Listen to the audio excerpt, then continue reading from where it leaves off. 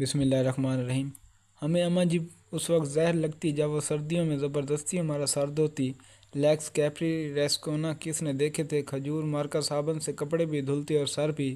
آنکھوں میں صابن کانٹے کی طرح چبھتا اور کان اماں کی ڈانٹ سے لال ہو جاتے۔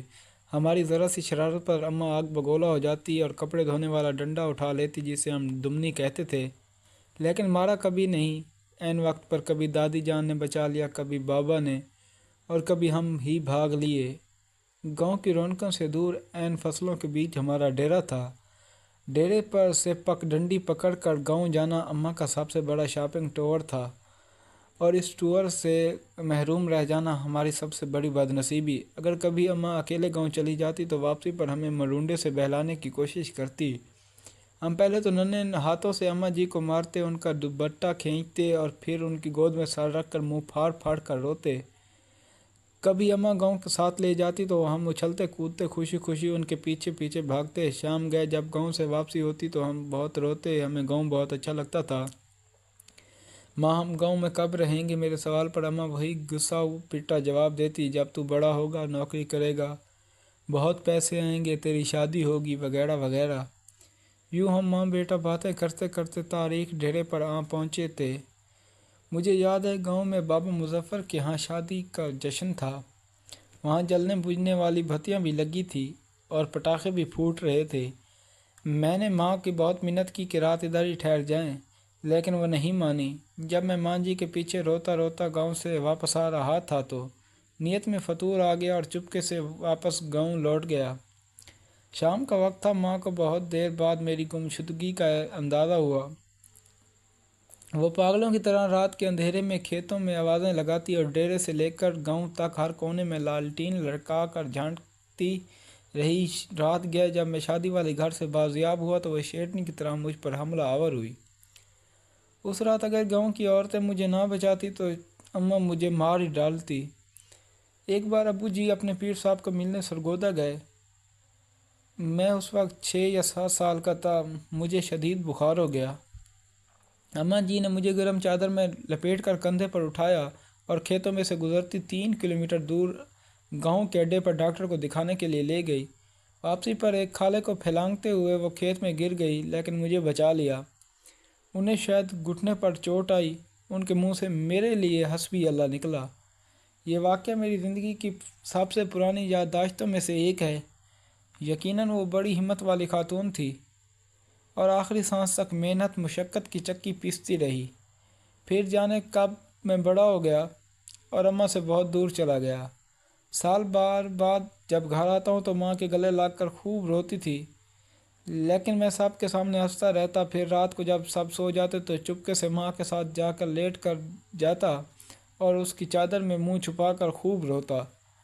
ماں کھیت میں چارہ کاٹتی اور بہت بھاری پانٹ سر پر اٹھا کر ٹوکے کے سامنے آ پہنچتی۔ کبھی کبھی خود ہی ٹوکے میں چارہ ڈالتی اور خود ہی ٹوکا چلاتی۔ جب میں گھر ہوتا تو مقدور بھر ان کا ہاتھ بیٹھاتا۔ جب میں ٹوکا چلاتے چلاتے تھک جاتا تو وہ سرگوشی سے پوچھتی، بات کروں تمہاری فلاں گھر میں؟ وہ جانتی تھی میں پیدائشی عاشق ہوں اور ایسی باتوں سے میری بیٹری فل چارج ہو جاتی ہے۔ پھر ہم نے گاؤں میں گھر بنا لیا اور ماں نے میری اپنی پسند سے شادی کرا دی۔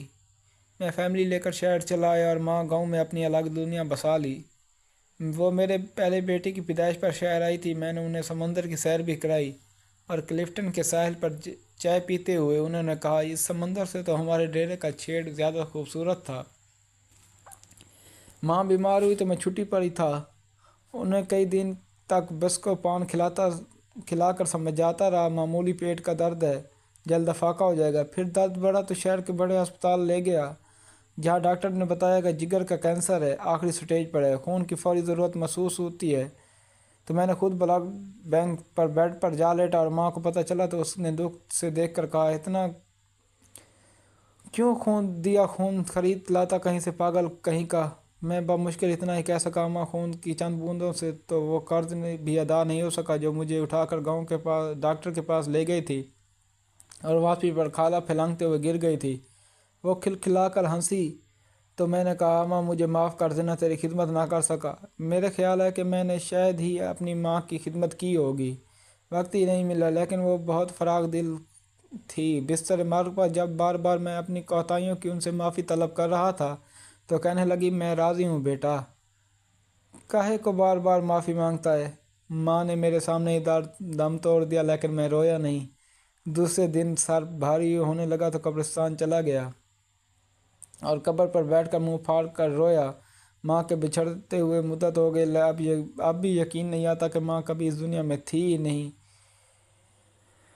آج بیت اللہ کا طواف کرتے ہوئے پٹھانوں اور سیدانیوں کے ہاتھوں سے فٹ بال بنتا نہ جانے کیسے دیوار کعبہ سے جا ٹکرایا، یوں لگا جیسے مدتوں بعد پھر سے ایک بار ماں کی گود میں جا پہنچا ہوں۔ وہی سکون جو ماں کی گود میں آتا تھا، وہی اپنیت جو محبت میں خوف کے عنصر بھی شامل تھا۔ اس بار منہ پھاڑ کر نہیں، دھارے مار مار کر روئے۔ 70 ماؤں سے زیادہ پیار کرنے والا رب، کعبہ اور ہم سدھر گئے، اور ہم صدا کے وہی شرارتی بچے۔ دوستو، اگر آپ کو میری کہانی پسند آئی ہو تو میری ویڈیو کو لائک کریں اور ساتھ ہی بیل آئیکن بٹن کو ضرور پریس کریں تاکہ ہر آنے والی ویڈیو کو نوٹیفیکیشن آپ کو مل سکے۔ ہماری آج کی کہانی سے ہمیں یہ سبق ملتا ہے کہ ماں باپ کی خدمت کریں، ان کے جیسا پیار کرنے والا اس دنیا میں کوئی نہیں۔